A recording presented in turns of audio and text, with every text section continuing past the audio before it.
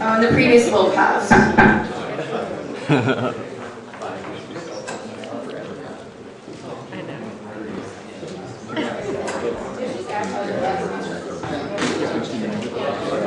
Stay in order. We have a lot of legislation to get through.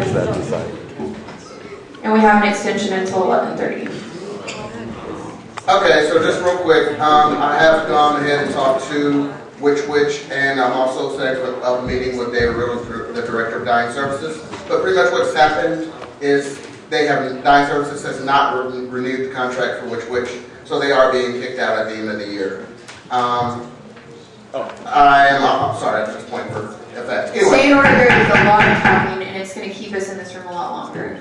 I'm currently in the process of talking to them, like I said, but basically we just want to show our support for keeping Which on campus. And I think that's it. Are there any questions? Senator Colker? Senator Colker, Northside. Brian, is this an issue of Which not renewing their lease, or of Dying Services not renewing the lease with Which? It's Dying Services. They have not renewed Which's lease. Thank you. Senator McMahon? Senator McMahon, off campus, do you know why they don't want to renew it? Yes, I do have an email in which he did outline some of that. I can actually read it off, if that'd be all right. Just so I'm not following anybody real quick.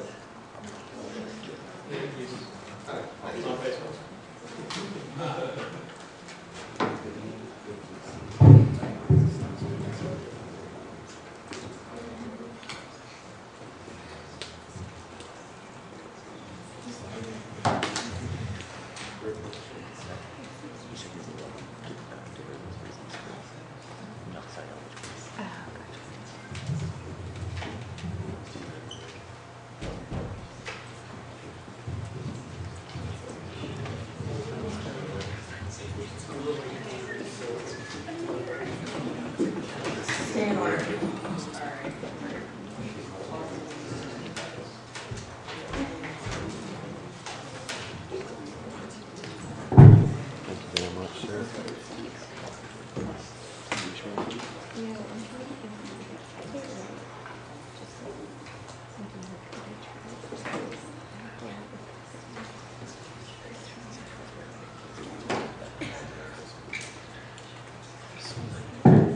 Okay, the reason I have from David Riddle is by running it ourselves as we do Chick-fil-A, we will improve our margin and solve some logistical problems that occur when two separate companies share cooler and storage production space.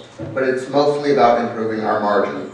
Ag Cafe has lost money for several years. I've improved things, but getting a reduction in our utilities, which has really helped, but a big part of that a big part of the recent losses are the fact that we only have 3 concepts at Ag Cafe and can't add any more. And 2 of them are private brands which cut into our margins because we pay a royalty check to Chick-fil-A and we make less than we would make operating it ourselves with Which. And on top of this, we give a 10% discount with Dine Dollars. This is not a winning combination, but it's what I have inherited and what it's now time to start fixing. If we can't reach agreement, we will run it ourselves as a hot sandwich concept. We had our own sandwich concept in that space before, Which, and it did well. I'm confident I can make it as a sandwich. I'll make a good sandwich faster and for less money. I'm trying to keep Which, but to improve the deal so I can afford to make needed upgrades and improvements to Ag Cafe. That sums up my motivation. And we should know something for sure within 2 to 3 weeks. So that is what we have currently. Thank you, Senator Womack. With that, those were the 2 questions. So we'll now move into a period of debate on this legislation. To debate 4. Any wishing to debate 4? Chair Thornburg. How many of you tend to spend a lot of your time on West Campus? Alright, how many of you have eaten in Ag Cafe? How many of you would stop eating in Ag Cafe if we lost Which? The exact reason why we should pass this is all. Thanks and get going. Are there any wishing to debate against? See none, chair deems debate one-sided. We'll now move to the previous question. So clicker vote.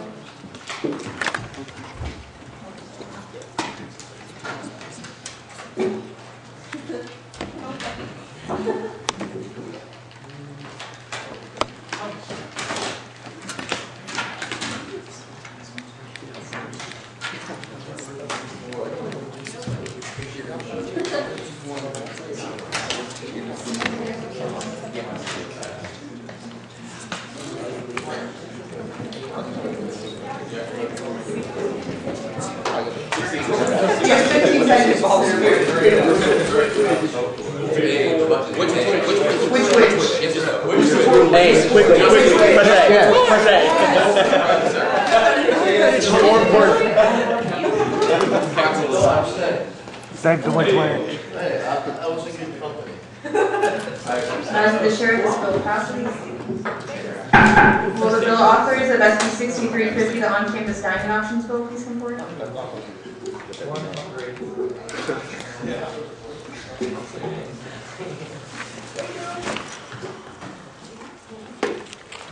I'm just busy up here tonight. Okay, so this is the on-campus dining options bill, which is a bill that was brought up earlier this year, basically saying that we would like healthier options on campus.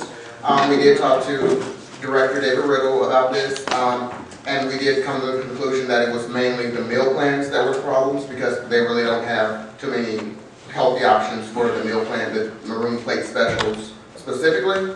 So we have changed the bill to reflect that, and just cleaned up a little bit of language and whatnot to make the bill the best possible representation of that meeting with David Riddle. With that, are there any questions? Senator Wilson? I'll try. Based on what I know from back in the day when I was the chair, my question is, has it changed? The plan when I was there was to get rid of the meal plan anyways in fall of 2012. Do you know if that's still the plan? That is still the plan currently. Okay. This bill also would advocate for healthy options in general, but specifically to target those meal plans, because we still do have a year with them. Okay. So it would be nice to have. Okay, thank you. Thank you. With that, are there any further questions? Seeing none, we'll move into a period of debate on this bill. It's debate 4. Senator Lamart? Yeah, I in the comments for 2 years. It was awesome. Yeah, I'm alive still. And freshman year it was alright. I mean, and then all of a sudden sophomore year it was like this size fruit, and then that size fruit, and it was like that size cup, and then that size cup. And I was like, I don't know what's going on, but anyways, the quality's gone down. It's a little ridiculous. And also, healthy options. I just don't have any healthy options. I mean, there's a few, like there's like a sandwich plate in the comments, congratulations. But really like, the instant pizza, let's not even get there. There's just, we need more options, we need better quality, and I mean, well of course that's a big issue with dining services, so let's try and get that. That's a lot of students, so, thanks a lot. With that, are there any wishes to debate against? Seeing none, chair deems debate one-sided. We will move into a period of voting on this legislation.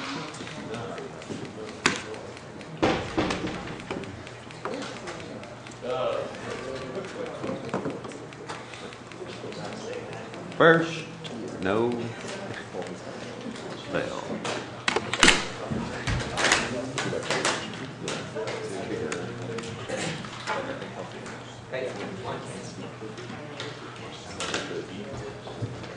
How do you feel about this? State your point. I'll point out to the body that flickers do not leave the room. I saw someone walking with a flicker, and yeah, let's not do that. Really not do that. Say about that. What does the bylaw say about that? I'll refer that to you, Senator Harris. I believe it's grounds for. What bill is it? It is ground for impeachment, so I would refrain from taking the clickers out of your room. Oh, yeah. I motion to.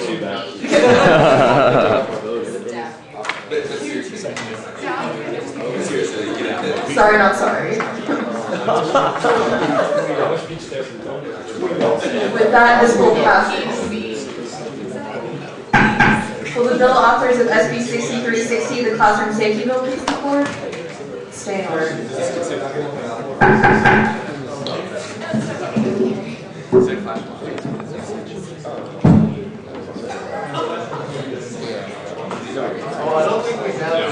Stay in order. That means means refrain from talking. Okay. Basically, all this is saying is we want UPD to patrol classrooms rather than ride bicycle tickets. I mean, just like at least their presence kind of be a known thing, because the whole like we don't have the concealed carry stuff. So. Point of information. State your point. Would co-authors be willing to have my name to this bill, please? Yeah. I mean, I'd be on it. Or it's up to you to go on it. You can, alright, continue your presentation. Don't Out of say order. anything dumb, With that, are there any questions? Okay. Wait, you're done already? Wait, I just want to say. Well, I mean, we're paying for the service. It should be used to make sure we're kept safe. Like when I went to high school, we had police officers in there. I was walking around checking in classroom buildings. You never see that on campus. What you do see are a lot of police cars parked next to the UPD building, and you see a lot of police cars across George Bush at the Shell station looking for speeders all the time. And you see a lot of people on bikes, and other people on bikes, tickets, on a college campus. Everyone likes Okay, as somebody who ran for student senate wearing a sandwich board that said "Beat the hell out of bicycle cop tickets," let me tell you something. Everybody, I had met nobody who was like, yeah, let's issue people tickets. I once ran off a bicycle cop with my sandwich board, honest to God, seriously. I think, they're not here. There was somebody that worked for Justin that saw me, like, oh, where's my sign? Anyways, no, really, I do. Everybody does not like bicycle cop tickets, and it was fun when I ran that one lady off, and it's great. So moral of the story, vote for this bill so Evan Lang can keep his campaign. No, I had like 830 something votes, so it was not because of my votes, just because of the bicycle cop tickets. Nobody likes them. I think we have a question. With that, Senator Wilson, stand order. Senator Wilson, College of Science. Is the motivation behind this bill to keep bicycle cops from doing their job, or is it to improve campus safety?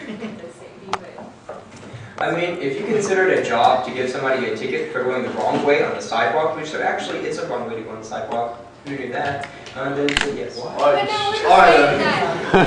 point of this bill. Stay in order. The point of the bill, as you mentioned, Senator, which is why it was titled the campus safety bill, is to make sure that we have more regular patrols on campus. Yeah. So There's nothing really wrong with this. Okay. It'll be a shift of focus, but it's definitely about making sure that there's people making sure we're safe on campus. Thank you. With that, Senator McDonald. Oh, I'm sorry, that was debate 4. Thank you, Senator. With that, we'll move into period of debate. Sorry? Senator Esparza has an amendment. Can you please state the amendment for the body? Yeah, it just changes enacted one to add UPD officers patrol through classrooms, comma, when class is not in session, comma, classrooms, buildings, and campus. So like, okay, I'll take it. Is there a second? Wait, what? Wait, when they're not in session? Yeah. What's the point of I think he doesn't want them to disrupt classroom. Wait, is it debate? Or can I say it now? You can just say it to explain. So I think while like in between classes, like the 20 minutes in between, but not when like the presenters present, someone's presenting in class. In the building, in the building.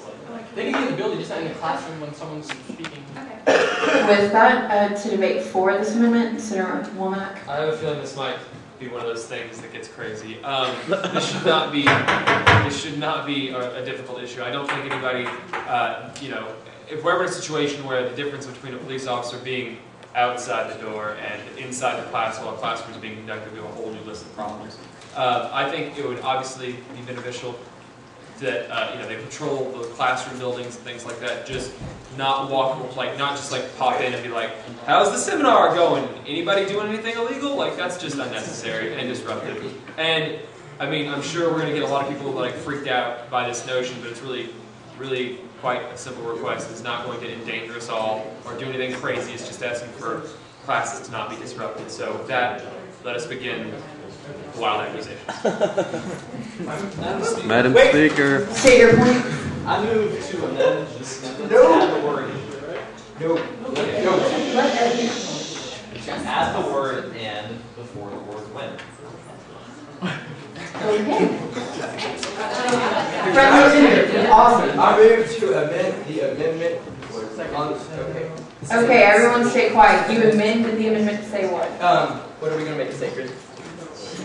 That would be the same. Something to the extent Yeah, we're working together. This is scary. Stay in order.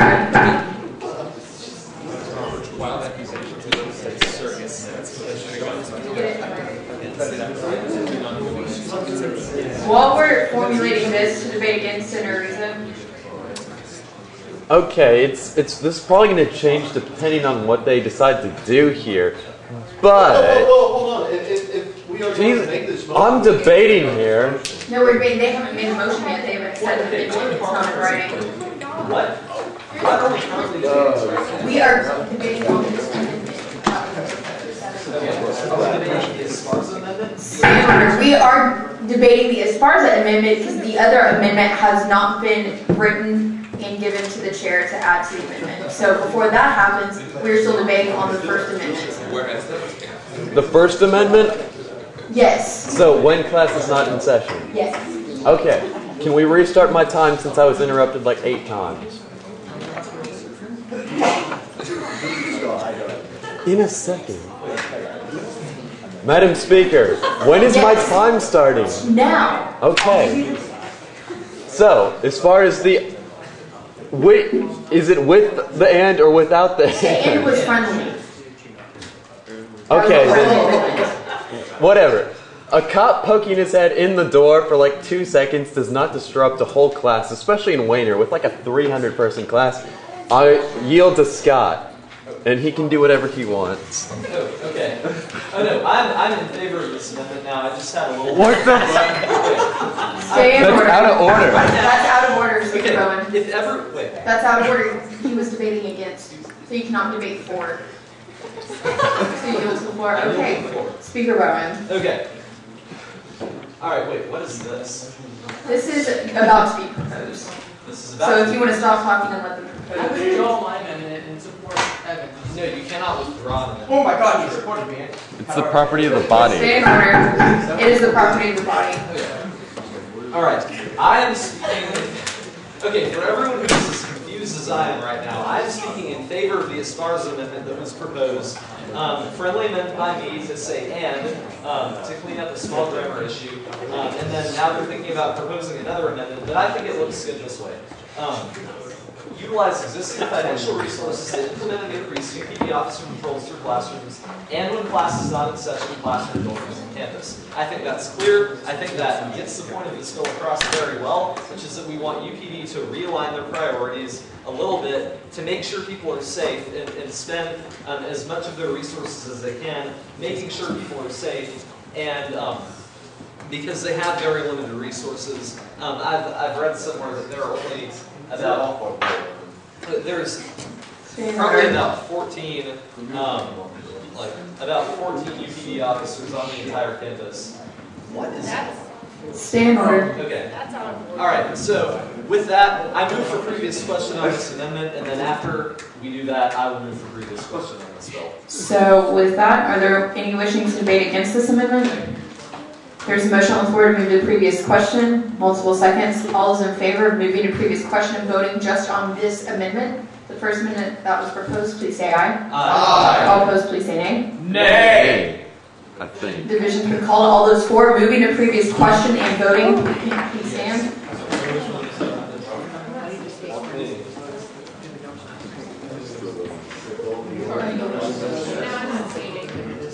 Two more people stood up.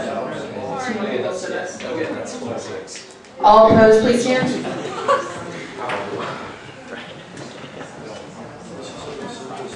What are we voting? In the eyes of the chair, this motion passes. All those for the amendment, we'll use the clicker. We're voting on. There's a motion on the floor for a voice vote. All those for the amendment, please say aye. Aye. All opposed, please say nay. Nay. Chair calls division. All those for the amendment, please stand.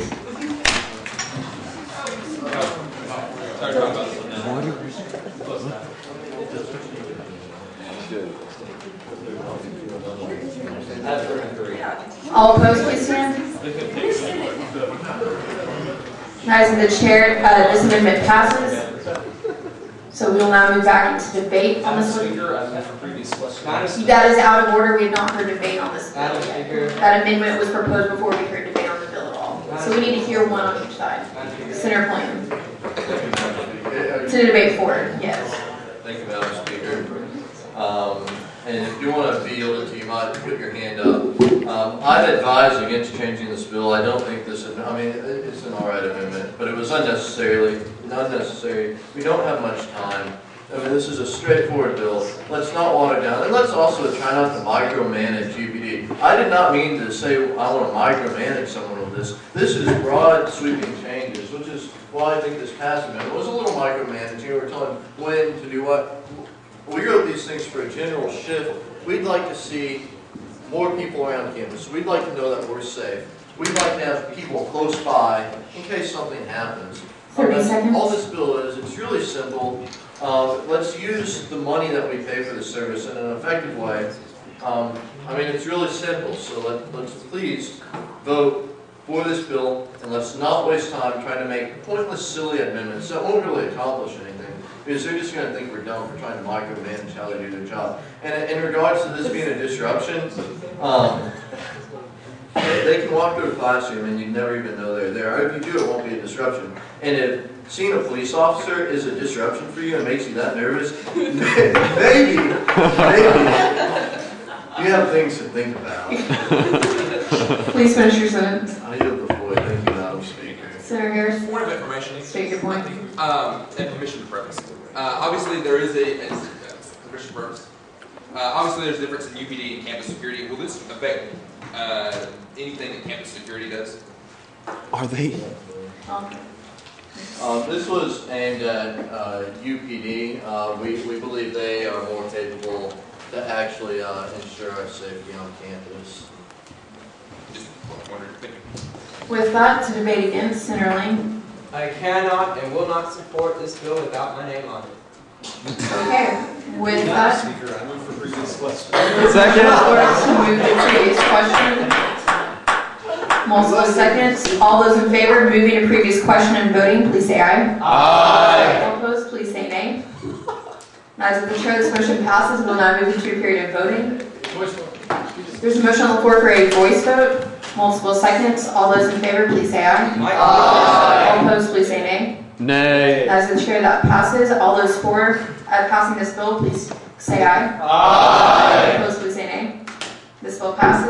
Will the bill authors of SB 6362, the pay-as-you-go transfer bill, please come forward? Madam Speaker, I'm motion to table this bill. We don't have time for it. You can't table it. There's a motion on the floor to table this bill. There's a second. All those in favor of tabling this bill indefinitely, or just? No, I just want to table it. Well, that would be postponing. I don't think you can table it. Yeah. So you just want to table it? So we have time at the end of this meeting. I'd like to bring it back up, but right now I think there's other issues. There were seconds. All those in favor of tabling this bill until perhaps later in the meeting, please say aye. Aye. All opposed, please say nay. As the chair, that passes. Will the bill authors of SB 6393, the parking relief and affordability bill, please come forward? If anyone wants to help me with this, I'll do it pretty quick. Nod your heads. Does everyone kind of understand what this is? Do we agree with this? Does anyone not agree with this? Nod your, okay. So I think we're all clear on this, but basically what this bill asks for is to use permanent university fund or available university fund money. Oh, I'm using my clicker. Let's tag into it. Wow. Unfortunately, they won't do both things. Front. Alright, so we're going to use university fund payments fee. Money that we get from the oil, as Daniel did would say, yes. To fund a new parking garage on campus.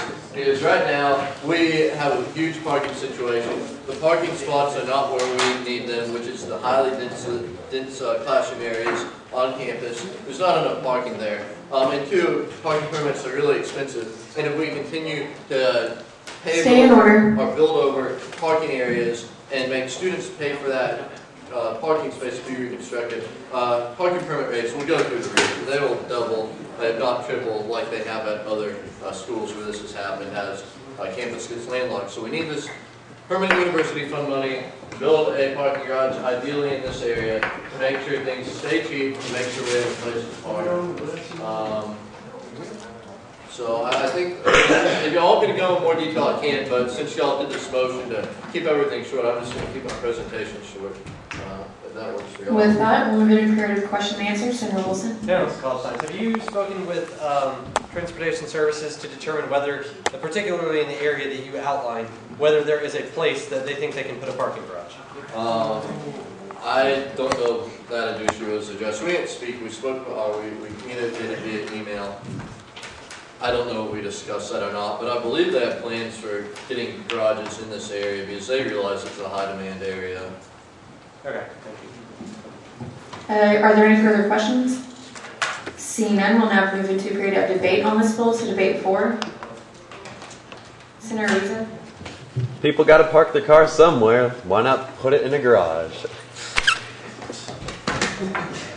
Are there any wishing to debate against Senator Wilson? I'm sorry, I just think that having a location, an idea of a location that's been confirmed by transportation services as a viable option would be an important part of the research behind this bill. I don't frequently make claims that a bill, I like the idea. I don't frequently make claims that a bill doesn't have enough research behind it, but to me this is a glaring exclusion from the bill, so I can't support it unless that's addressed. So debate 4, Senator Flynn. Thank you, Madam Speaker. Well, Madam Speaker, I'd like to point out that I did do a lot of research on this bill. I looked up laws that regard the Permanent University Fund, how we do things on this university, and I've spent a lot of time just figuring out what is the construction process for these things. And my viewpoint of the Student Government Association is that we provide things that students would like to see on campus, and that we don't make the decisions. We just provide an input. And I don't know if the issue of location was discussed, but this is not saying we want it at the street corner of Nagel Street in Lubbock or something. This is giving a broad, this general viewpoint. We would like the garage to be where we go to class, rather than say next to a new convention center and hotel. We want this PUP money to pay for student parking. This is where students are. I mean, I think it's a pretty straightforward bill. If we don't do this, and it doesn't, honestly, this bill doesn't do anything for me. I'm about to graduate. I'm going to pay for one more parking permit, and that's it. This wouldn't affect me. It might affect y'all younger guys, but it will affect the people in the future, because if we don't do this, one, they're going to be making a 45-minute round trip from Reed Arena into Northside. Please finish your sentence. And they'll also have to pay $1,000 or maybe even more to park on this campus. So please vote for this bill. I think it's a very straightforward issue. Vote for it. Are there any wishing to debate against? Seeing none, chair deems debate one-sided. We'll take a vote on this bill. Clerk the vote.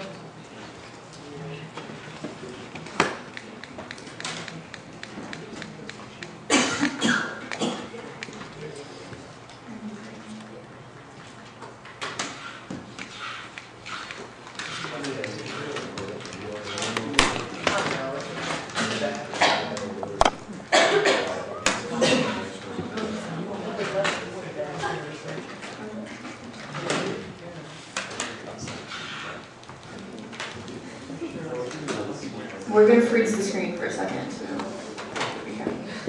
What?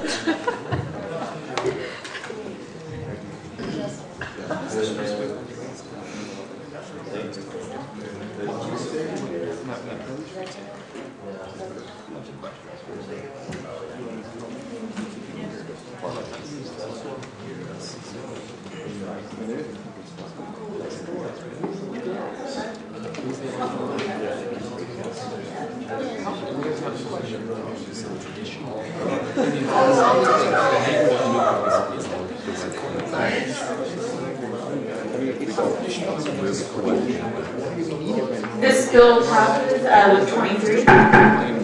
Stay in order. We will now move to SB 6394, the Make University Center Garage Student Friendly Bill. You have 2 minutes starting now. Any ags? So this is a bill that will affect us very directly, and it will affect us almost immediately if they'll listen to us. So I want to this is the one where we played the audio last time, by the way. So I think we have a video presentation to start off with today to show you just how real this issue is and how important it is that we address this issue. Caroline is backing up again. But anyways, the point of this is to say we need to be able to leave the garage and pay. Okay. This came from my iPhone, by the way. Can you turn on the volume?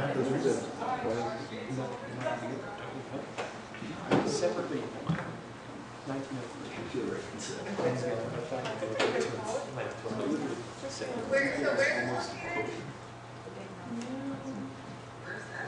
How long is this video? How far are those from this location? Is that Hillary? Yeah, that's me. Ma'am? I think she hung up. Justin, will you fix this? She didn't answer our questions. How far do you have to walk? I'm a female. I don't feel safe walking around. At night, I want to go from here to the elevator to my car.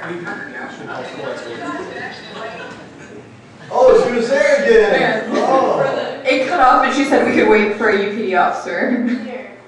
So, yeah. So what this bill would say in this situation, since they had no staff there at the garage, their machines were down, this bill would say we're going to automatically open the gates. Now, if the UPD came, then well, that's fine. Let's go pay.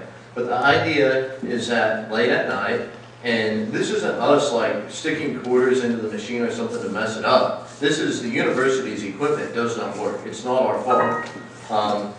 And I personally disagree with making people wander around these garages alone late at night, especially when we got the audio last time. It was primarily like 80% females late at night on a Sunday evening. I think this is unacceptable. One, it's unacceptable that the machines even break down, but the way that they handle it is equally unacceptable. Can we get back to the PowerPoint, Caroline?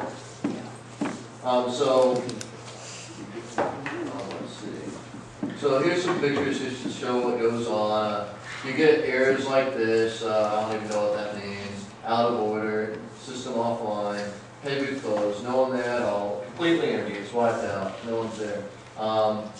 So there's no one staff that is not like they care too much about it, but they want to make you wander around and do things go on. Can you say something? How much time do I have? About a minute. 1 minute. So what's interesting though, since we've been doing this and working on these issues, you might have noticed these stickers around the building notifying you that there's audio and video surveillance taking place, so at least now you realize it. And I guess it may or may not be monitored. So sometimes you might be monitored if something happens bad at night when you're alone and you're walking around the garage trying to figure out how to pay. I don't know.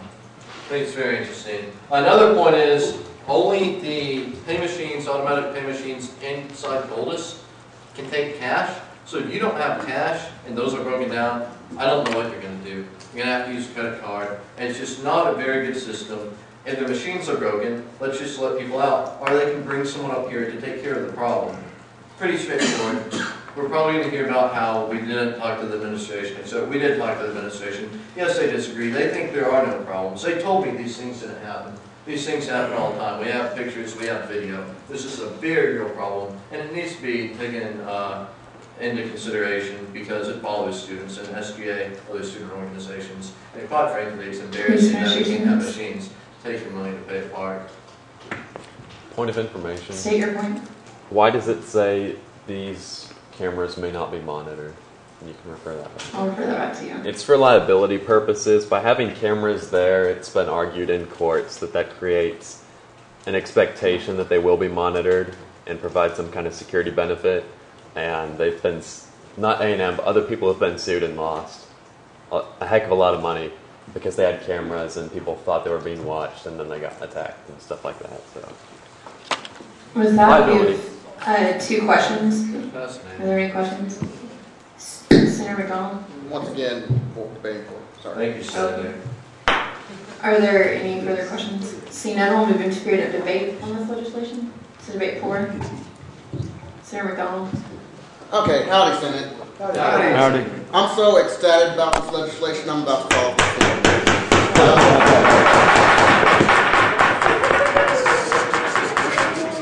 First of all, a couple of Wednesdays ago, I was actually here when Speaker Albright took this video, and I was there when our machines were out of order, and I had to walk all the way over to the other end of the parking garage just to get service.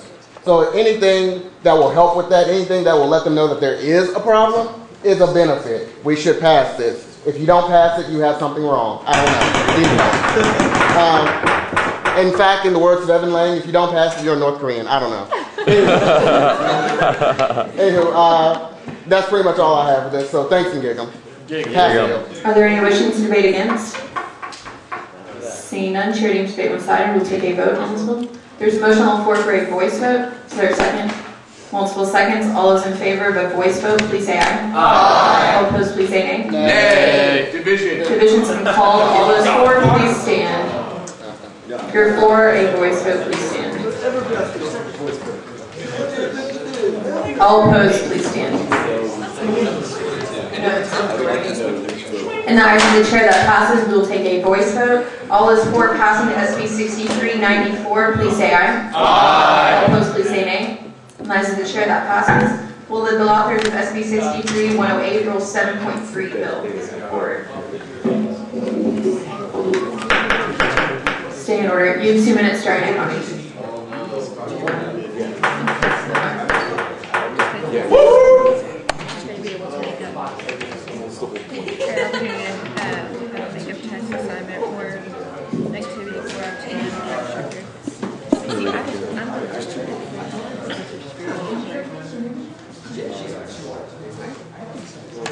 Well, howdy.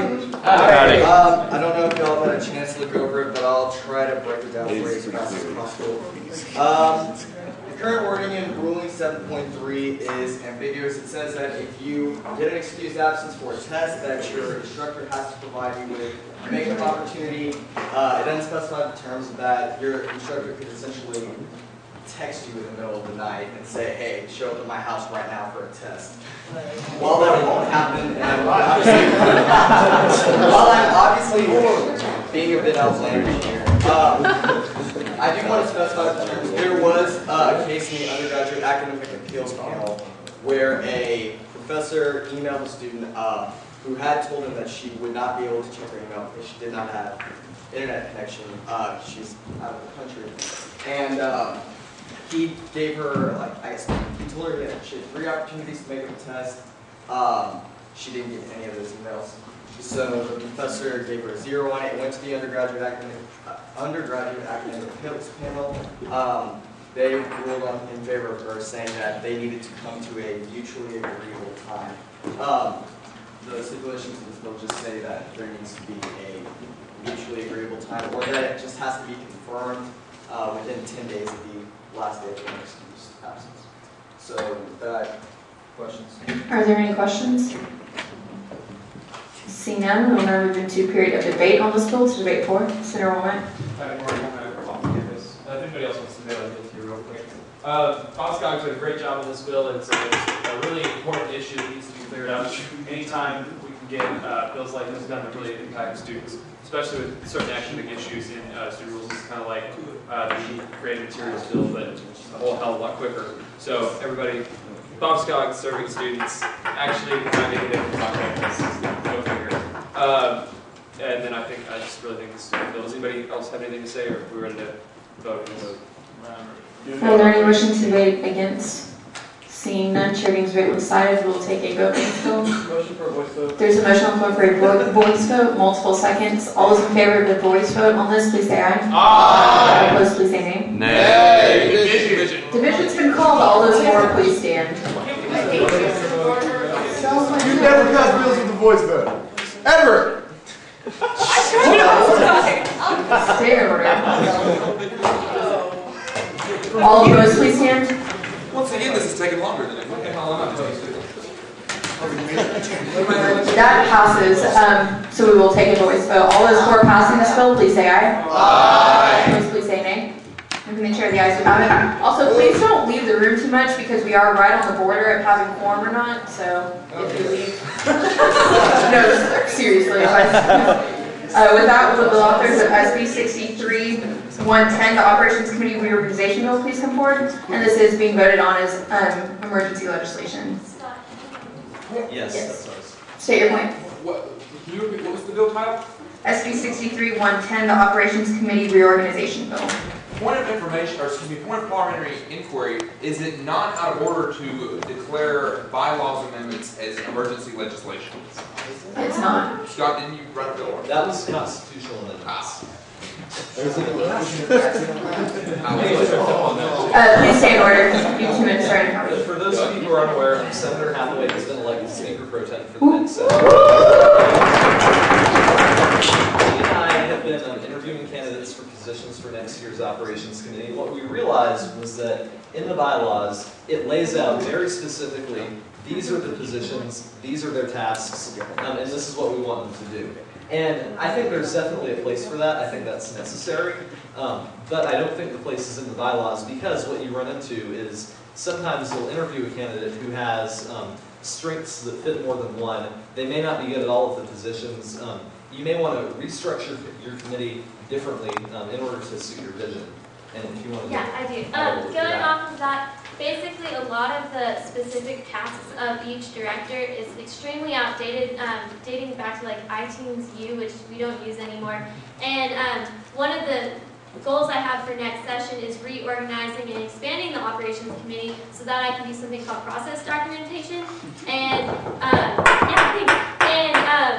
it just is really hard to do so when I'm confined with these rules that really aren't going to help Senate or any students. So basically, I just want to revamp it a little bit and include the specific outline of what each director will do in the process documentation that I will create.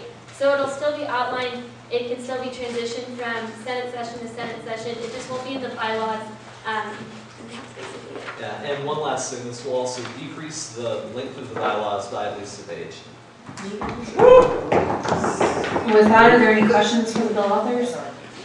Seeing none, we'll now move into a period of debate on this bill. To debate for, Senator Wilson.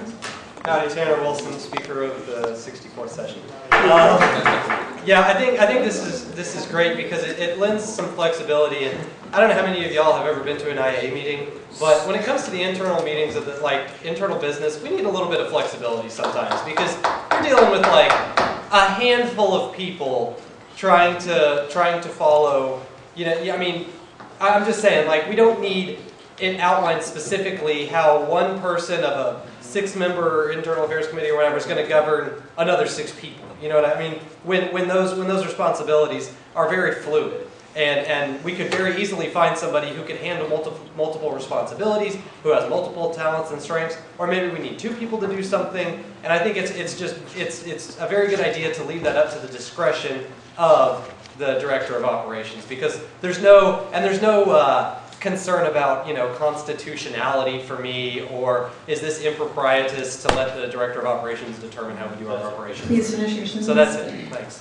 Any wishing to debate against this bill? Seeing none, chair to debate one side. I will now take a vote on this bill. There's a motion on the floor for a voice vote. It's been seconded. Point of parliamentary inquiry. This is a bylaws change, right? Yes. Okay. Withdrawn. Click your vote.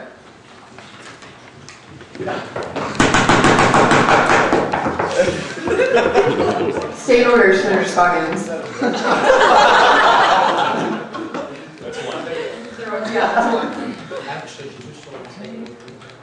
Get him again.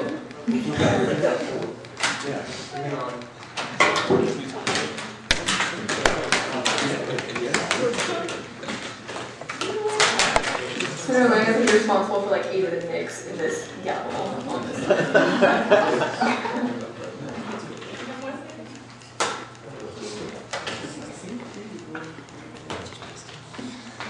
8 seconds.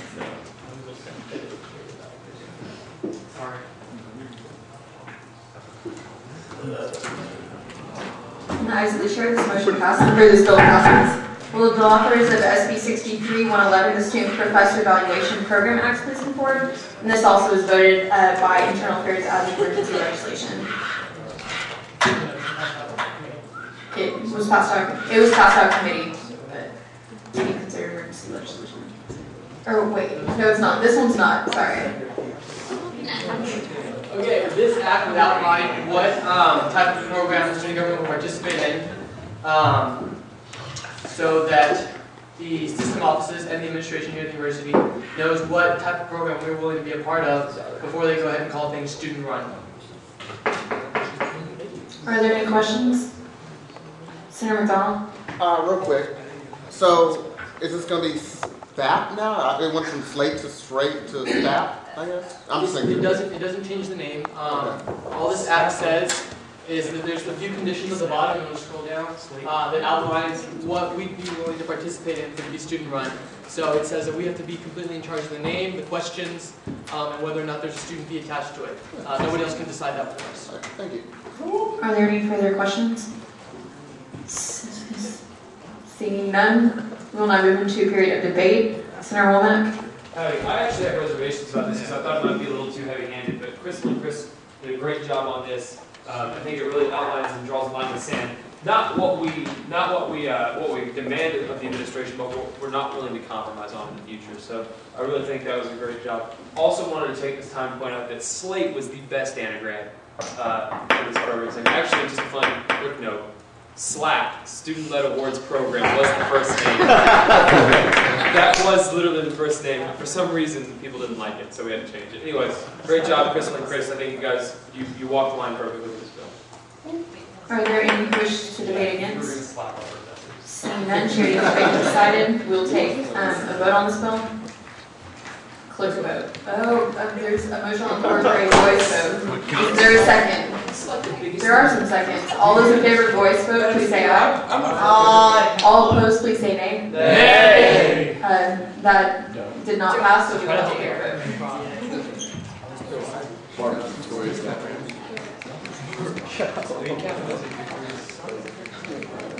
If your clickers aren't working, we do have extra batteries up here. That EDO Series A bought.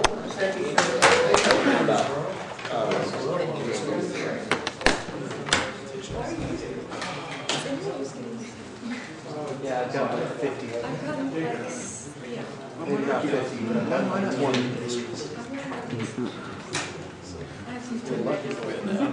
Maybe they're not, you're not getting them. It's just not full. Good job, Ayes of the chair, this bill passes. Will the bill authors of SB 6392, the student body president legislative cooperation act, please stay in order. Howdy. Well, if you recall, this was kind of a somewhat of a contentious issue just because of one part that I didn't really mean to be the main meat of the bill, and that was enforcement, stuff about votes, no conflicts, and all kinds of things like that. What I really wanted, and I thought about this, you know, after not being reelected and after getting over a 24-hour depression about not getting reelected, I could think about, okay, you know, outgoing, what are the issues that the Senate has, or that SGA has, and, you know, one of those is a clear disconnect between Senate and executive, you know, and I think that comes from a working relationship side, and I think that when we work together, when it comes to bills, we can have more effective legislation that's going to ultimately do better for the students. So there's been a couple of discussions on this on the RR committee. I was thrilled to have a great discussion there led by Chair Zornberg. And Senator Davenport isn't here, but he's the next EVP. And he had much to offer on this. He's a co-author or a sponsor on this bill. And it was, I consider it a sign of a great compromise in what exec and Senate can come together to accomplish. So, thank you. Okay, we'll now, does that complete your presentation? It does. We'll now move into a period of question and answer. Any questions? Seeing none, the chair will leave the debate, or question and answer closed, and we'll now move into a period of debate. Debate before Senator Harris. Jody Harris, off campus. I was at the same RR meeting. Greg's done a lot of work on this. I think it's a great bill. And he's talked to Ryan, who's the EVP right now. You know, the EVP obviously has a lot to do with relations in the executive branch. And I would say that if he's for it, then I know Jeff's probably for it. And so if the Senate's for it and the exec's for it, I don't see a problem. You know, so I'd say pass it. Madam Speaker, I move to make an amendment to this bill really quickly to change it to chapter 305 instead of chapter 304. Right there. Friendly amendment. Is there a second to that amendment? Or to hear it? A couple of seconds. With that, we'll move into a period of debate on the amendment. So wait for Speaker Bowen. Yeah, the only reason I wanted to do that is because we just passed 304. So that was Chair Sparks' bill. So this just basically goes right after that. Well, we're already doing a formal amendment, but are there any wishing to debate against? Seeing none, chair deems debate one-sided. All those for passing this amendment, please say aye. Aye. All opposed, please say nay. As the chair, that motion passes.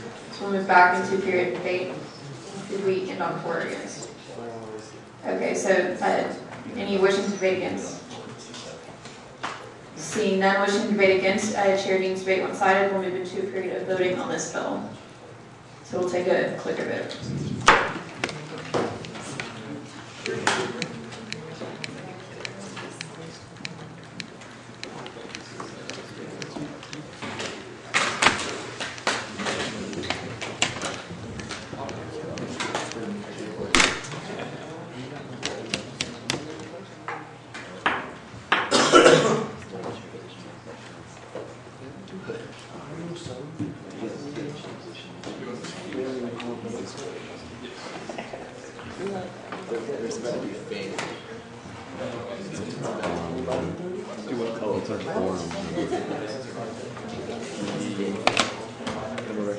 No, quorum.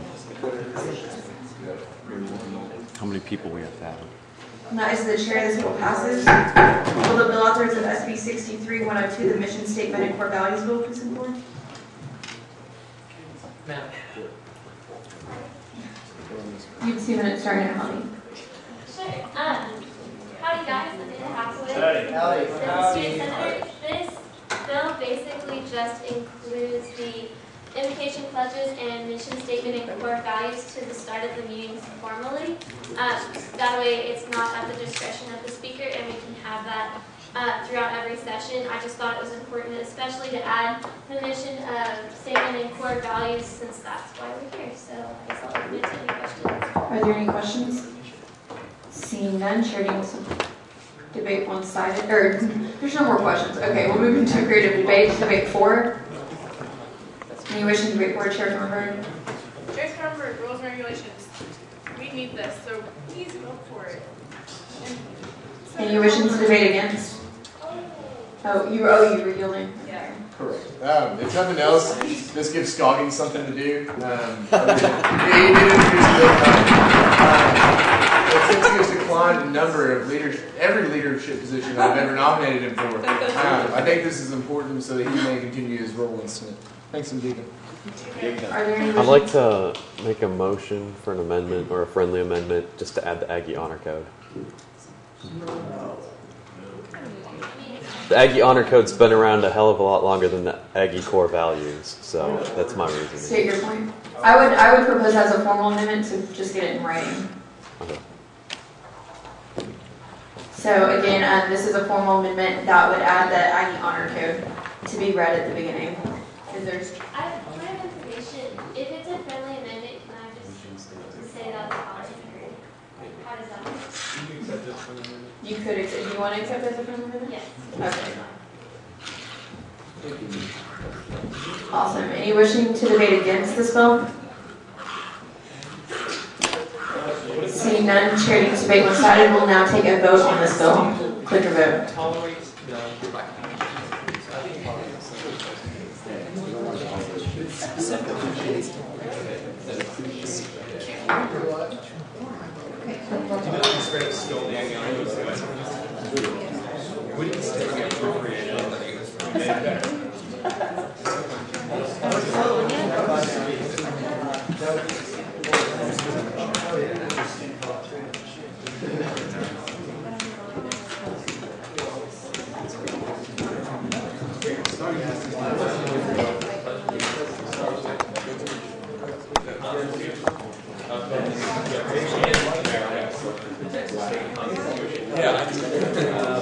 Stay in order.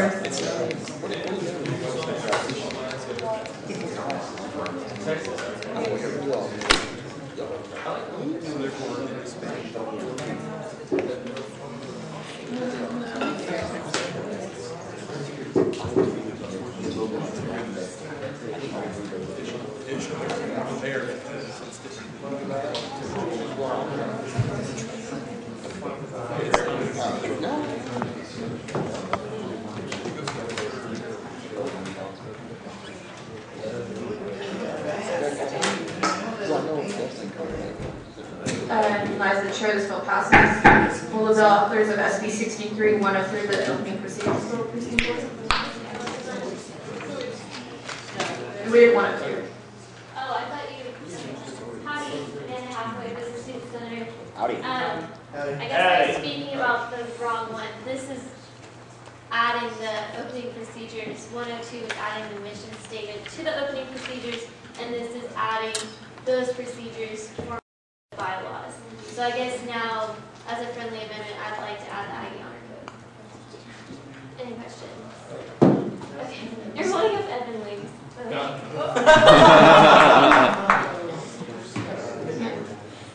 Are there any questions?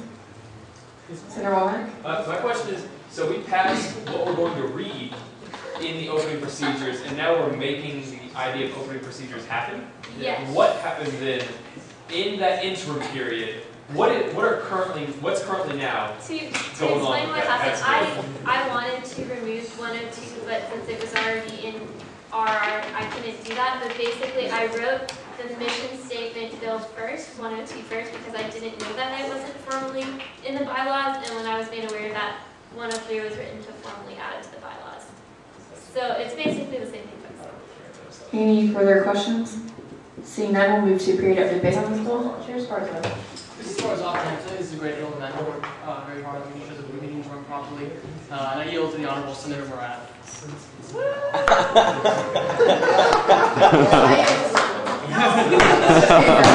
up. I yield to the Are there any motions to debate against? Seeing none, chair deems debate one-sided. We'll take a clicker vote. Please stand in order. Clicker vote. There's a motion on the floor for a voice vote. Is there a second? No, there's a second. All those in favor of a voice vote, please say aye. Aye. All opposed, please say nay. Nay. As the chair, that fails. Clicker vote. No, Scott, I'm not going to say anything. You're to the chair.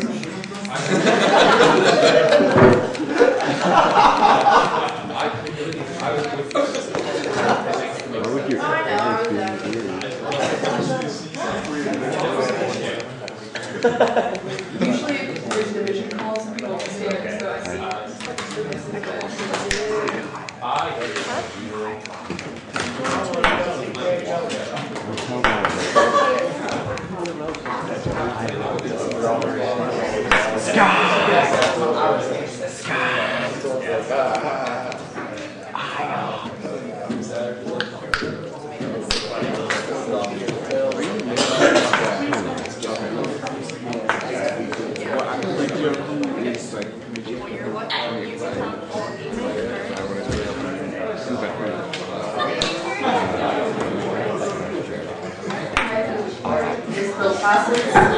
Will the bill authors of SB 63 want to form the Constituency Affairs Committee overhaul bill please come forward? You have 2 minutes starting at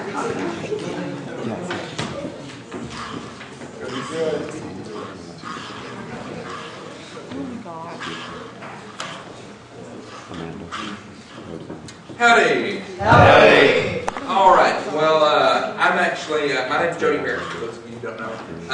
And I'm the chair, the Constituency Affairs Chair for the 64th session. So I've taken liberty, the CA committee appointed me to kind of revamp some things that we felt were going wrong, or that need to be revamped. And so here's the bill.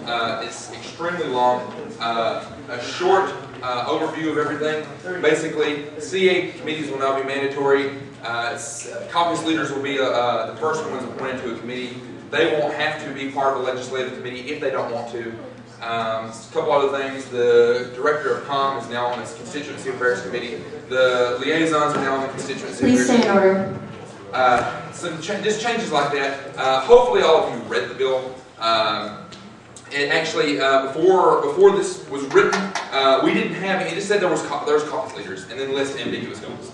And so basically, we say, this is how they're elected, this is the formula by which we determine how many caucus leaders each caucus gets, and but with the ambiguous goals, basically, there was an ambiguous goal here, I said, by, and then this is how we're going to complete that. And so, those are some of the changes, and I guess with that, that's about it. I'll take some questions. Senator Barber? Yeah, Drew Barber off campus. I feel like this is a lot of red tape because it caught my attention in the IA meeting. There's a lot of red tape in terms of caucus leaders. Why do you feel that caucus leaders are an important part of student senate? Because they make up the constituency affairs committee. So with no caucus leaders, there is no constituency affairs committee. But beyond that, basically caucus leaders. I mean, right now they don't do anything basically right now. And I mean, I'm a caucus leader, and I'll say that. I mean, I feel that we need to, if we're going to elect somebody into a leadership position, I think that they need to be held to certain standards. I think they should have to come to meetings which they are required to go to, and if they don't, I think there should be a penalty for that. And so, I guess, I hope that, does that answer your question? Very much so. Senator Reason? Respectfully withdrawn. Are there any further questions? Seeing Chair Esparza? So the caucus leaders will only serve on constituency affairs committee? They have the option, it's basically the same situation that the CA chair, the pro tem, and the speaker have. They have the option of being on a legislative committee, and if they choose that, then they are then bound by those rules. With that, we'll now move into a period of debate. Debate 4, Speaker Bowen. Okay, raise your hand if you know who your caucus leader is right now. Some of them. That's not many people.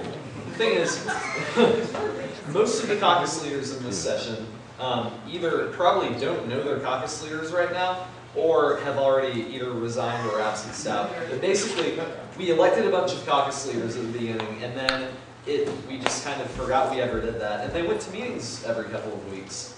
But no one else really even took that much of a stake in the Constituency Affairs Committee. This is an effort to change that. And I think it's sorely needed. I think caucus leaders have been underutilized for a long time, and not to any fault of any Constituency Affairs chair. I think Greg has done a great job.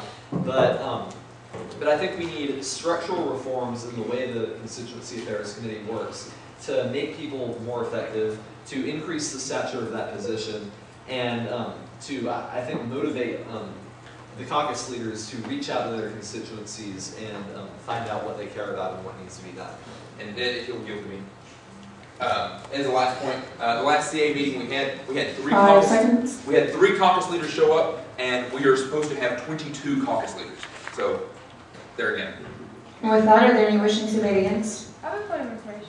State your point. What is the procedure or whatever? I knew who they were at the beginning, but one of them left. And then I don't know what the procedure is for... There currently isn't a procedure in place for filling caucus leader positions. Okay, so we could have had 2 and now not have any. Yes. This fixes that. State your point. The College of Engineering currently does. That's not a question. No. Does the College of Engineering currently have a caucus leader? I'll refer that back to you. No, they do not. They're supposed to have 2, by the way. Yes. With that, are there any wishing to debate against this bill? Seeing none, should debate one-sided. We will now take a clear vote on this bill.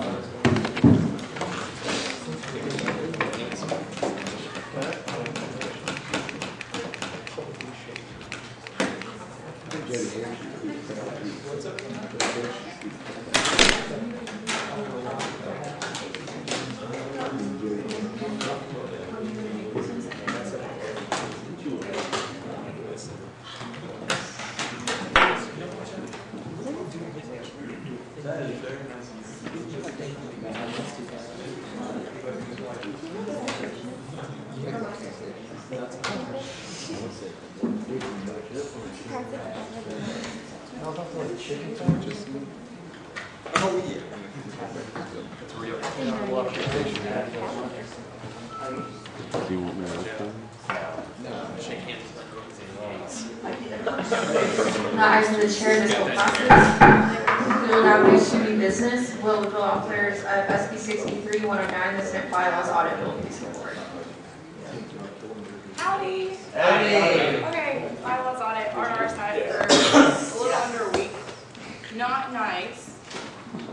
It's at a little under a week, my audit, and it's gonna gonna come to my committee, so I'm gonna send a doodle to everyone in the Senate, and you guys should come to our last meeting to talk about the bylaws. And if you have any changes, let me know. You can on Facebook, you can call me.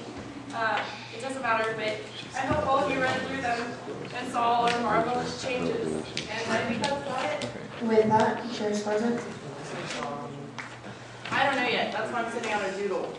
So if you are interested, please fill it out, and then I'll let y'all know when our next meeting is. Are there any further questions, Senator Barber? Senator Thornburg's, Chair Thornburg said to call her, but we don't have her phone number, so we're gonna need to get that. Just tweet me, because I'm on Twitter. Okay. Unless you guys really want my phone number. Which you can just come back. With that, state your point. Rachel, what's your phone number? 816-555. I'm ashamed you don't have it in your phone already. Oh, I do. Yeah, the chair would like to. These were both kikes who passed these.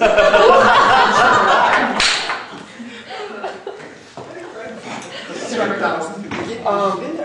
On page 3 of your 38-page long bill, it still has McKinnis, Crocker, and Moore. Are you going to knock those out this year or next year, or how is that going to?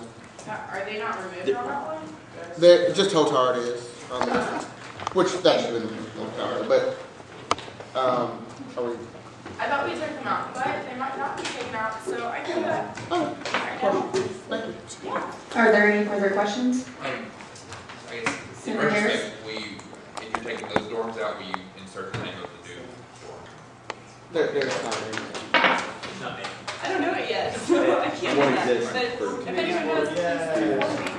With that, this will be referred to the Rules and Regulations Committee.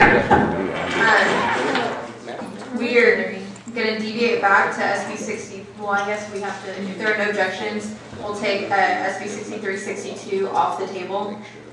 No objections. Will the bill authors of SB 6362, the pay-as-you-go transit bill, please come forward? He's not here. Is he out there? Move the table. He's out. Second. Second. Oh, sorry. This is the last This is shady. What? Oh, thank you for reminding me. Before I forget again, if you have the $5 for the SGA banquet, please give it to me or Scott tonight. And if not, you can give it to me in class grant. But okay, there's a motion on the floor to table this bill. Is there a second? Does the bill have to be here to? Yes. Well, unless you want to add yourself as the bill author. Second. There's multiple seconds to table. He's coming. Point of information. State your point.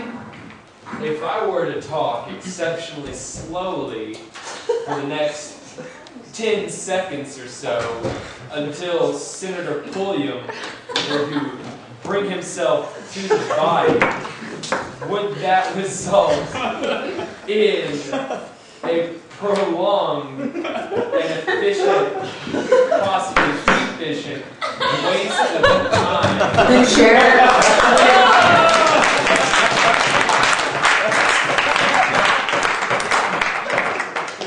Point withdrawn.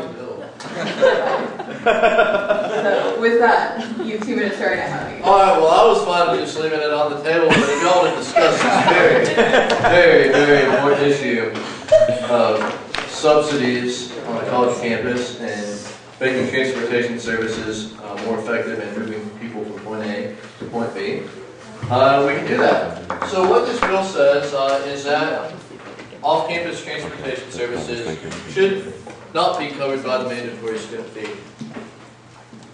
Clear distinction, off-campus, not on-campus. On-campus would still be funded by the student service or the transportation fee, and it would not be pay-as-you-go. So why, Justin? Why charge people pay-as-you-go transportation? Because I'm conservative and wants to change things up. I think. That's an oxymoron. I was trying to joke. I'm sorry. It's late.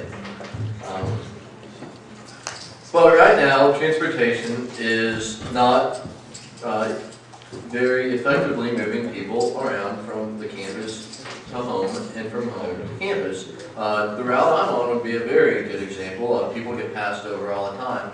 And it's because they do these long elaborate routes that aren't based on where the people are that need to be moved necessarily are. And we put it into a financial basis, how to make the most money. The bus routes are essentially what they've been for the past decade, and this would change how things are done. Additionally, we cannot receive any federal subsidies, that's the A&M Transportation Services, to move people around. The Brazos Valley Transport can receive federal subsidies. So for instance, if we wanted to change who did these services, we could receive federal subsidies to help move us around, rather than students subsidizing this whole service. So it would make it more effective, more efficient, and also make sure the people who are using the services are paying for the services. Instead of, say, an on-campus person buying $500 parking permit, paying for off-campus buses, he's never going to use. Are there any questions? Senator Smith? Sarah Smith, Liberal Arts. Justin, what is it going to cost students in order to ride these buses and per ride, and how much is it going to cost to implement this system? Well, this isn't saying final we're going to do this. This is just a bill saying we'd like to move towards it. I'd imagine it would cost maybe $1 per trip, somewhere in that ballpark. Thank you. So it's 11. It's 11 p.m. I was retired for the night before. But anyways, a lot of public transportation systems run on this sort of payment method. It's very feasible. I wouldn't imagine the equipment cost is too much to put it into place. And it would be a lot cheaper than, say, riding your car to campus and buying a parking pass, etc. So it'd still be extremely reasonable. Just make sure the right people are paying for the service. Senator Wilson? Senator Wilson, College of Science. Senator Napoleon, can you please substantiate your claim that the bus routes are not drawn based on reaching the most students in the most cost-effective manner? Sure. Well, we actually discussed this issue at length with Transportation Services, specifically about this bill, and they said that the bus routes have been essentially the same for the past decade. In my mind of how to make things efficient, when your bus is all the way full, you're efficient. So it's great that they're filling all the buses all the way full. That's awesome. Problem is, there's still people off the bus. Where you get inefficient is when your bus is halfway full, or only a quarter full, or only has 2 people on it. And this happens when you're going on these long, stretched out routes, and you let off half of the people at the first stop, half of the people still remain in at the next stop. So you get to the end, and there's hardly anyone on the bus. A way to make that more efficient would be moving to smaller bus routes, where your bus is full more of the time. And once you move to a system where each person you get on that bus, and the quicker you get around to get the next person to get on that bus, you're making money. That's a very strong incentive to make sure that most people are moved as quickly as possible, and could even expand the service if they see a source of revenue outside of where the current service lies. Madam Speaker, follow-up? We limited to 2 questions. So with that, we will now move into a period of debate. Debate 4. Chair McDuffie. Howdy. Howdy. Howdy. A couple things I want to bring up about this bill. As you may or may not know, I'm an economics major, so I understand incentives and how people respond to incentives. And I will say that when you have a system, some sort of public good that is funded by a fee on everybody, that particular service is overused. And I think we're seeing the outer edge effects of that. There are people being marginalized, they can't ride the bus because of this overuse. And I think that if you instituted a pay-as-you-go system, that would equalize the demand for this product or this service, and it would take the strain off of transportation services, it would take the strain off of those who are running late for class, and it would assign the costs in their appropriate places. I'm also going to say something that may be a bit confusing, but I want to caution this with the incentive argument. We asked this question when we were out with Dr. Lofton about, would you prefer pay-as-you-go buses? And the large responses were no. And I want to caution that survey, because I came up with this survey. I feel like I have the obligation to caution data when I see incentive errors in there. And the way the conversations went were, well, would you prefer paying for the bus on your own? And from there people would say, yeah, sure, I enjoy paying for the bus. That's a service that I want to pay for. And then when you ask them, well, would you prefer that there be a system where you pay for it and not anyone else? And they would ask, well, is that higher? Is it going to make a higher fee? And when you tell them that, then they're like, well, no, I would rather everybody pay for the bus that I'm using. So that's the incentive argument there.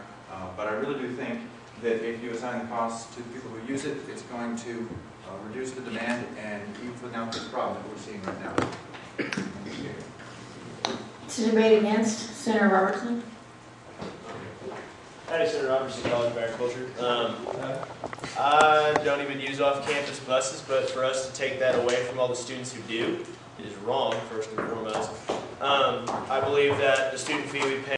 Madam Speaker, point of information. Say your point. Is this bill taking any service away from any student? Taking from the university's power. That's what I meant. Excuse me. Sorry, I'm taking it away. But the university not taking care of that. But the university's doing it for all the students who live off campus, and everybody knows that housing is already just a pain in the butt for all the people. Moral of the story: we shouldn't really support this bill. I will. And yeah, I don't want to support this because I don't want to limit anybody's ability to get to campus. Okay.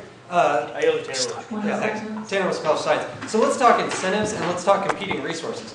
If students stop riding the buses to campus, what are they going to do? They're going to buy parking passes. What's going to happen? Parking pass prices are going to go up. So we have a competing resource issue. I'm sorry, I was student services chair for a year. I do not buy the argument that transportation services is not reaching as many students as humanly possible given their resources. They absolutely are. They have a financial incentive because they must remain financially independent because they're university auxiliary. And if they are not doing their job well and reaching as many students as possible, students are not going to vote to increase the transportation services fee. It's that simple. So they do have a financial incentive to do their job well. And as I said, there is this competing resource issue. Also, when you go to a university, you buy into a full system. This is not a miniature economy necessarily. This is essentially a business, and this is one of the services that you agree to pay for when you agree to pay to come to this university. Because in a metropolitan area, you're trying to run buses around the whole city in a network. A campus, you're trying to run to and from it. It's a different transportation network. Are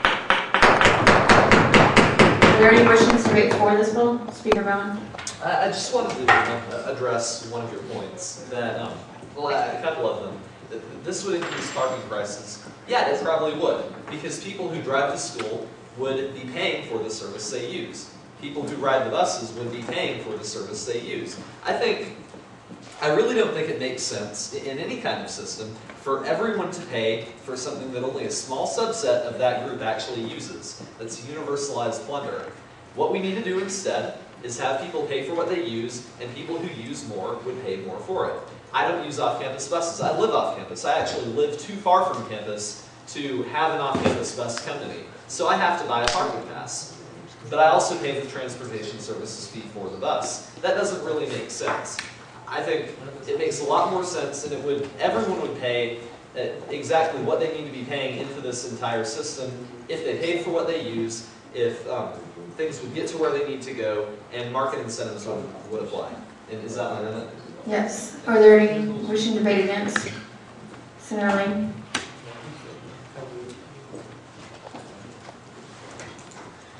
As a student who rides the bus, I find it ridiculous that you want to make it pay and go, okay?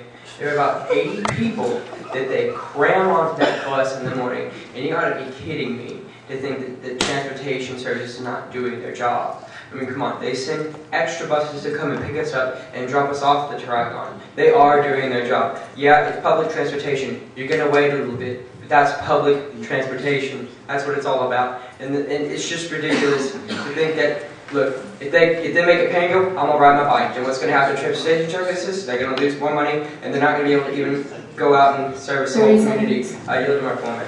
really quickly, the number one thing, if you can be for or against this, whatever, but until we know exactly what it's going to cost, neither us nor students can make an informed decision about this. If you say, hey, the next question out of a student's mouth is going to be, pay how much? And if we can't answer that, we don't need to make this radical change to our transportation system until we have those facts. It's an interesting idea, but until we have the hard numbers, nobody can make an informed economic decision without numbers. So the idea of plunder, net benefit, whatever, is all moot because I'm pretty sure economics relies on numbers. I am a history major. Disclaimer, like that matters. But the idea that we're going to make economic decisions without hard data is irrelevant. I like the idea, it's innovative, it's interesting, but until we have the numbers, we just simply cannot vote on it because this is going to impact massive amounts of students that live off campus. So with that, I think we probably should deal with the previous question. Second. There's a motion for moving to previous question, multiple seconds. All those in favor of moving to previous question and voting, please say aye. Aye. All opposed, please say nay. Nay. Ayes the chair. Motion passes. We will now take a clicker vote on this bill. There's a motion on the floor for a voice vote. Oh my There's a God. second. All those in favor of a voice vote, please say aye. Aye. All opposed, please say nay. Nay. The ayes of the chair of all those for a voice vote, please stand. Withdrawn. You can't withdraw. All those for please stand. It doesn't get accepted. All against, please stand. Alright, ayes of the chair, that feels great. There's a motion on the floor for a roll call vote. This requires a basic second. There's not. Clicker vote. That's the last piece of Yeah. the last piece of What? Are you looking for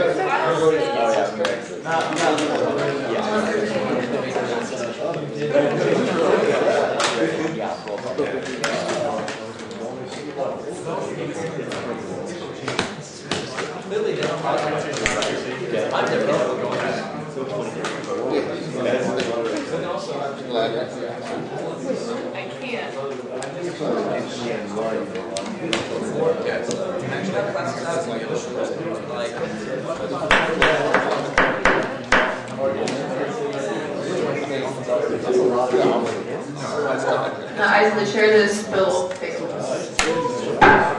So with that, we will now move into open session if there's any session bills. Seeing none, we'll move into announcements. So if you have an announcement, please report. Church President. Okay, we have Words with Friends. Mine is CLE77. So please add me. I really enjoy playing that game. Thanks and giggling. Senator Bender. As well, mine is BBender90. I also enjoy playing Words with Friends. Senator Wilson. So May 4th is the first Dead Day. I believe it's the day after joint session. It is also the day of the Percussion Studio Show, which is one of the most mind-blowing performances you'll ever see in your time at Texas A&M. Percussion Studio just won MSC Variety Show. We got second last year. We've won it in the past. We're pretty good. You should come see us, and you should buy tickets for me for $5. So thanks again. $5. Senator McDonald. Next week on May 27th, we will be handing out the Residence Hall Association. April 27th? May 27th. Oh, April 27th. I'm sorry. Whatever next week is. Anyway, we will be handing out the diversities in Academic Plaza from 10 in the morning on. So if you would like a diversity, make sure to get there. It's going to have a cool Gig'em song in the back, so you're going to look good. You're going to look good. Thank you.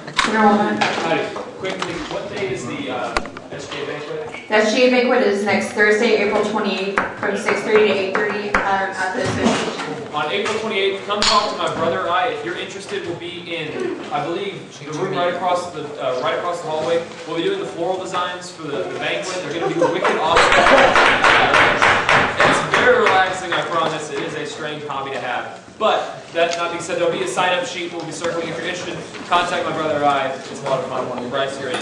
Senator Scoggins. Oh, that was a question. What happened to the floral designs that you used to prepare for Senate?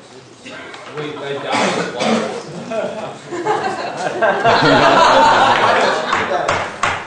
Why don't you do that? Oh, not the class. Not the class. Any further announcements, Senator Hodges? I have a question. Is anybody else getting a lot of emails about that? Yes, okay, I'll explain that. It's basically the same thing that they did for SB 60, that a group of people did for SB 6311. I meant they as in people who are opposing a bill. No, it's the same people, let's be honest. It is a petition form where they just put their name on it and you get a response. I would also advise everyone though to, if people are contacting you, do respond, but make sure that you are only representing students. I know I've been getting 50 emails right now from people who aren't students. We are the students and here to represent students. I just contacted the person that wrote that petition. According to federal law, if they create a listserv like that, you have every right to unsubscribe from that, even though it is a petition. So especially if you voted against that and are still getting emails, contact Camden Breeding on Facebook, just because you shouldn't have to get those emails. And you can also do that even if you voted for it, if you don't want to be contacted anymore.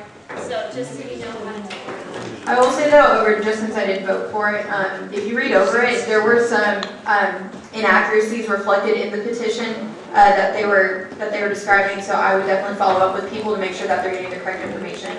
But with that, are there any other announcements? Chairman Duffy.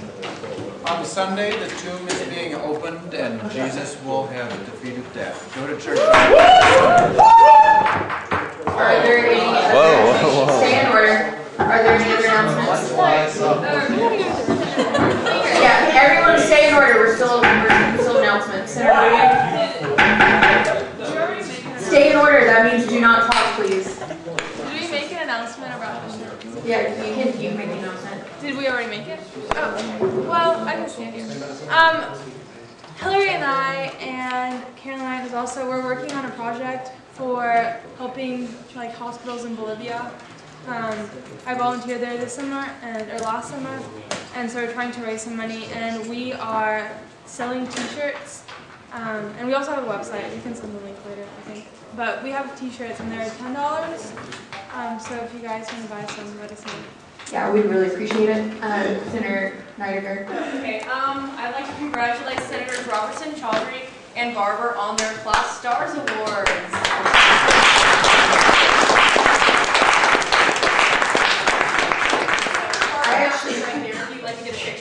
And I actually wrote Drew Barber's nomination, so.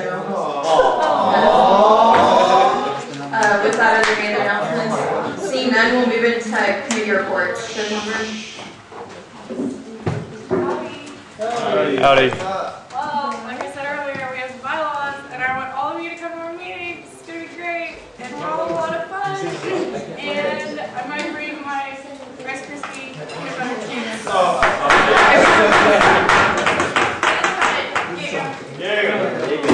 Chair Sparks?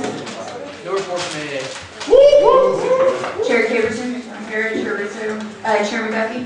No report from CA.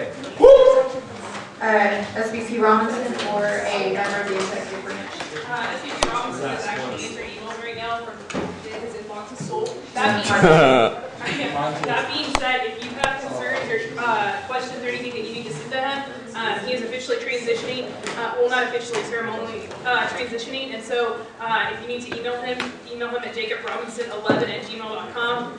He will no longer have access to the SVP account as of tomorrow, and we're still transitioning, so gig him and go to muster tomorrow. Point of information. Sorry, my placards disappeared on me. If Student Body President Robinson vetoes the family or whatever resource center thingy, we can veto stuff at joint session because that does not require a signature after. So we can, we can override vetoes. Okay. So if there were any vetoes from this meeting, we will have the opportunity to address that at joint session on May 3rd. I guess follow-up point of information. What if we don't have quorum? If we don't have quorum, then we won't have a meeting. So it would likely just be us giving kind of closure speeches. But yeah, I'd be really disappointed as well if we didn't have quorum. With that, roll. Chief Justice David Bushy. Okay, I'm more of a chess with friends kind of guy, but if you want to play you got it? No, I got it.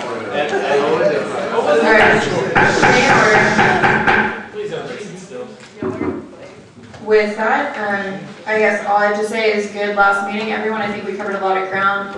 If y'all would like to come talk to me about my decision to vote for SB 63-106, I'd be happy to talk to you because I do think that's something that might come up again at the next meeting. Was that. Also, interesting thing I learned during this meeting, if you Google Hillary, just Hillary, I come up second between Hillary Duff and Hillary Swank.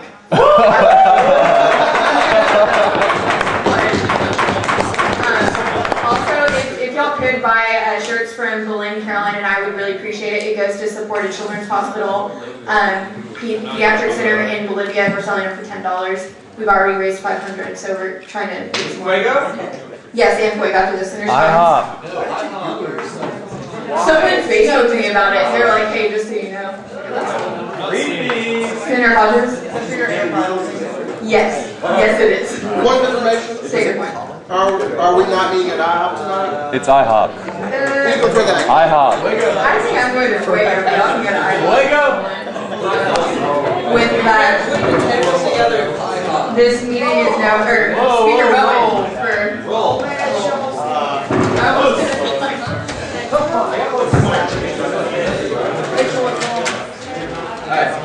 Albright. She's here. Oh, I'm Howdy. Thornburg. Howdy. Esparza. Howdy. Caperton. Russo. Duffy. Duffy. Great, are you here? Cowser. Sheffield. Radley. Hathaway. Robertson. Koch. Come up here if you need a pay for the band. Julian. Beatty. Davenport. She's not even inside. Landry. Lodson. Verdigan. Menard. Schindler. Aguilera. Brown. Olson. Simpson. Hours combined. Liska. Pena. Stevens. Smith. Fitz. Kyle.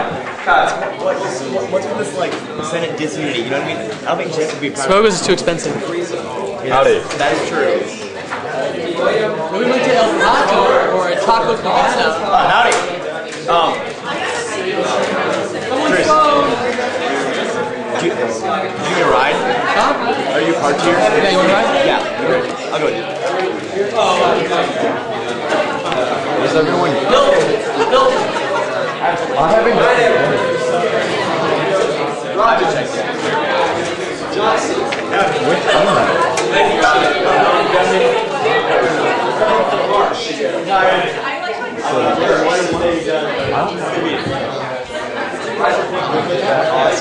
Riley.